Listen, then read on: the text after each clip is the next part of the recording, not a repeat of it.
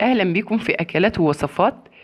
ايه رايكم النهارده ما نعمل اكله سهله وبسيطه وما خدتش اي كلفه ولا اي حاجه؟ عملنا مكرونه محمره زي ما حضراتكم شايفينها كده.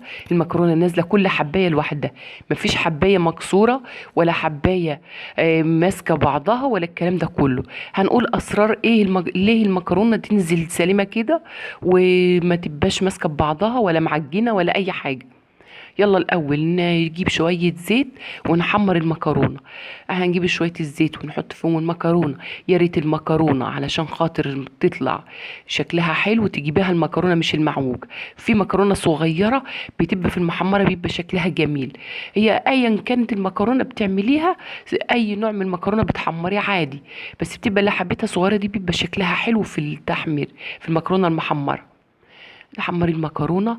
المهم من أسرار المكرونة علشان ما تتفتحش منك، تجيبي الكيس المكرونة اللي جودته حلو. يعني مش تروحي تجيبي أي نوع مكرونة أول ما تحطيها في المية تتفتح منك وتتقسم الحباية، تيجي تلاقي المكرونة كلها عاجين منك. احنا عايزين نجيب مكرونة تبقى حلوة علشان خاطر تفضل الحباية حباية بحبايتها. احمري المكرونه. ممكن تجيب المكرونه. احسن طريقه للمكرونه اللي بتسلقيها وتعمليها في الصلصه مع الخضار مع الفلفل الالوان والحاجات دي. ممكن اعمل المكرونه المحمره دي بفلفل الوان زي المسلوقه، ايوه ممكن تعمليها وبيبقى طعمها حلو.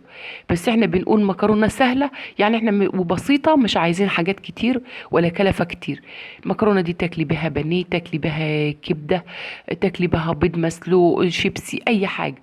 احنا المكرونه دي بنقول طريقتها سهله علشان البنات اللي لسه مبتدئه في الجواز واللي ما تعرفش الطبيخ وما هياش عارفه تعمل حاجه.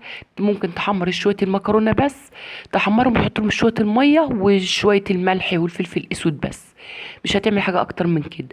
انا الحله دي كانت مطرح تسبيكه المحشي، سبت فيها معلقتين كده من تسبيكه المحشي فيها البصل والثوم، وبيدي للمكرونه طعم حلو. وبعد كده حطيت لها صلصه سواء معلبه او اللي احنا عملناها، حط لها معلقتين. ما عندكيش صلصه ما تحطيش، هي لونها احمر من التحمير وانت بتحمرها، ما تغمقيش المكرونه علشان يبقى لونها ذهبي وتبقى حلو ويبقى شكلها حلو. شويه فلفل اسود وشويه ملح، ما تكتريش الملح في اي اكله علشان خاطر اللي حادق ما بتدويهوش، اللي عادي بيتداوى. قلبي كل المكونات مع بعضها وشويه ميه مغليين حطهم لها. الميه المغليه انت بتعرفي المكرونه اللي يعني خدت قيمتها في الميه، انك انت تداري المكرونه وتبقى شويه صغيرين فوق منها. ممكن تحطي المعلقه كده تعرفي المكرونه هتبقى مظبوطه في التسويه ولا لا. تحطي المعلقه فيها كده تشوفي المكرونه هتبقى مستويه ولا لا. انت بس بتداري المكرونه بشويه الميه وتسيبيها. اول ما تغلي وطي عليها نص غلوه، وبعد كده وطي عليها خص بات الشر زي ما حضراتكم شايفين اللون الجميل ده. ممكن اعمل معاها اي حاجه، فلفل الوان عايزه تحطي معاها.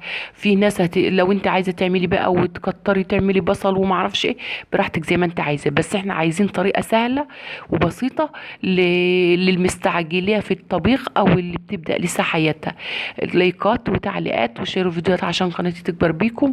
وده كان فيديو النهارده، واشوفكم في فيديو جديد.